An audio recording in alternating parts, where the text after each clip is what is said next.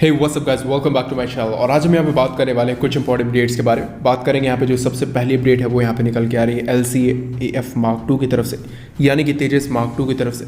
यहाँ पे मैंने कुछ दिनों पहले एक अपडेट दी हुई थी कि तेजस Mark II के लिए टेंडर जो है वो यहाँ पे निकाला गया है लार्ज एरिया डिस्प्ले और साथ ही साथ मल्टी फंक्शन डिस्प्लेस को लेके, जिसके बारे में यहाँ पे इंडियन एयरफोर्स ने रिक्वायरमेंट दी हुई है और साथ ही साथ इसको कोई प्राइवेट कंपनी या फिर कोई गवर्नमेंट कंपनी यहाँ पे कोड आउट कर सकती है।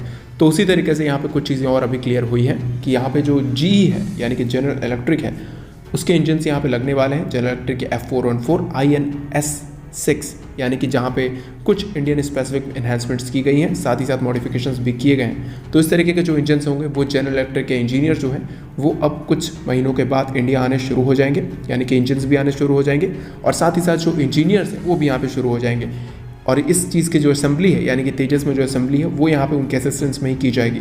यहाँ पे जो असेंबली है वो यहाँ पे करेंगे HAL के इंजीनियर्स ही, लेकिन यहाँ पे जो असिस्टेंस है वो ली जाएगी, क्योंकि यहाँ पे जो टैक्सी है टेस्ट है और बाकी जो ग्राउंड टेस्टिंग है तेजस की वो यहाँ पे अगस्त 2022 से शुरू की जानी है, यानी कि अगले साल में ऑलमोस्ट हमारे 12-13 मंथ बचे हुए हैं। तो यहाँ से जो टेस्टिंग है वो शुरू कर दी जाएगी और उसके बाद साल के अंत में इसकी जो फ्लाइंग टेस्ट है वो भी यहाँ पे स्टार्ट कर दी जाएगी, यानी कि करीबन 1.5 से 2 साल का जो फ्लाइंग टेस्ट है वो यहाँ पे कंडक्ट किया जाएगा। इस वजह से जो रिक्वायरमेंट है और जो बाकी चीज़ें हैं उसको यहाँ पे फास्ट ट्रैक किया जा रहा है। अब बात कर लेते हैं नेक्स्ट अपडेट के बारे में। इस अपडेट के बारे में मैंने यहाँ पे ट्विटर पे और साथ ही साथ कम्युनिटी पोस्ट में भी यहाँ पे जो पोस्ट है वो यहाँ पे किया हुआ था। तो यहाँ पे जो चीज़ें वो और क्लियर हो जाएंगी।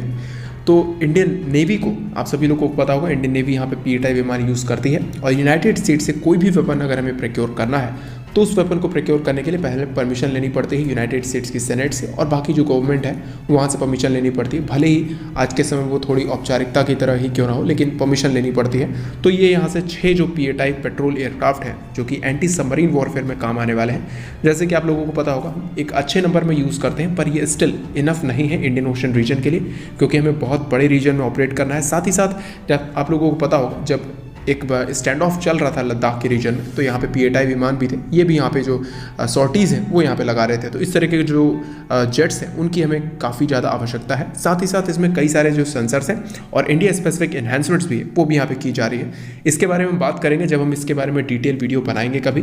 तो हम बात कर लेते हैं इस चीज़ के बारे में। अभी चीज़ें फाइनल हुई हैं यूनाइटेड स्टेट्स की तरफ से कि इंडिया को सेल किया जा सकता है। अब इंडियन गवर्नमेंट की तरफ से रिप्लाई आना बाकी है और साथ ही साथ इंडियन नेवी की तरफ से भी ये जो चीज़ें हैं वो और क्लियर आउट हो जाएंगी और उसके बाद इसकी जो डिलीवरी है यानी कि PATI विमान की डिलीवरी है वो भी यहाँ पे शुरू हो जाएगी इस डील में फाइनल साइन होने के बाद।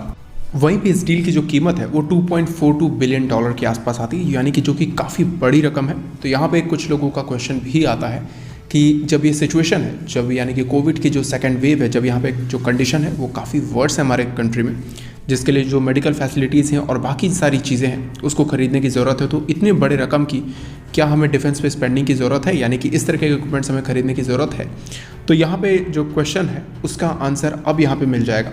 जैसे कि आप लोगों को पता होगा जब कोविड की सेकेंड वेव इंडिया में हिट करती है तो यहाँ पे कुछ हफ्तों के बाद, यानी कि कुछ दिनों या फिर हफ्तों के बाद चाइना की तरफ से गुडविल मैसेज आता है कि हम इंडिया को हेल्प करने के लिए तैयार हैं। हर सिचुएशन में इंडिया को कोई भी असिस्टेंस चाहिए, वैक्सीन को लेके, मास्क को लेके, ऑक्सीजन सिलेंडर्स, कंटेनर्स, किसी भी चीज़ को लेके जो हेल्प चाहिए वो हम इंडिया को देने के तैयार हैं। इससे पहले भी जब डिसएंगेजमेंट हुई थी साउथ बैंक और नॉर्थ बैंक से, तब भी चाइना ने यहाँ पर गुडविल संदेश दिया था, लेकिन डेप्सांग, दौलत बेग ओल्डी, हॉट स्प्रिंग्स, इन सभी एरिया से चाइना ने डिसएंगेजमेंट करने से मना किया हुआ है। अभी भी चाइना वहाँ से डिसएंगेजमेंट नहीं किया है। तो यहाँ पे अगर आप लोगों को पता होना चाहिए कि जो डेप्सांग का एरिया है और दौलत बेग ओल्डी का जो डाउन साइड है, यानी कि पहाड़ का जो नीचे का एरिया है, जो कि डिस्प्यूटेड नहीं है, जो कि अस्काई भारत में ही आता है, और अस्काई भारत का जो एरिया है वो पहले हमारा था लेकिन अभी उस पर चाइनीज़ कंट्रोल है।